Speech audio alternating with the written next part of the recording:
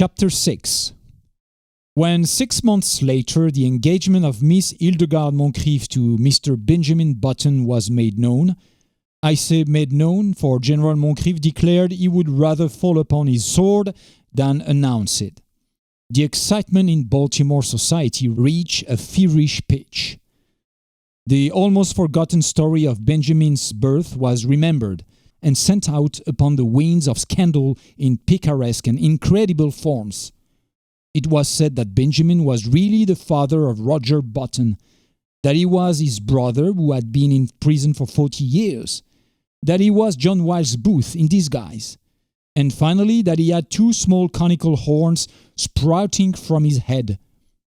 The Sunday supplements of the New York papers played up the case with fascinating sketches which showed the head of Benjamin Button attached to a fish, to a snake, and finally to a body of solid brass.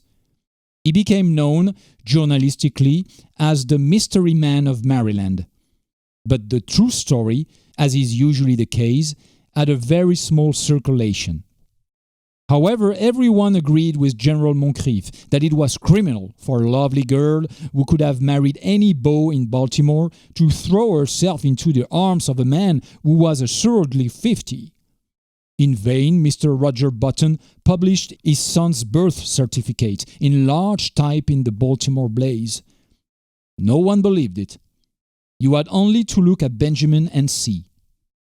On the part of the 2 people most concerned, there was no wavering. So many of the stories about her fiancé were false that Hildegard refused stubbornly to believe even the true one. In vain, General Moncrief pointed out to her the high mortality among men of 50, or at least among men who looked 50. In vain, he told her of the instability of the wholesale hardware business. Hildegard had chosen to marry for mellowness, and marry she did.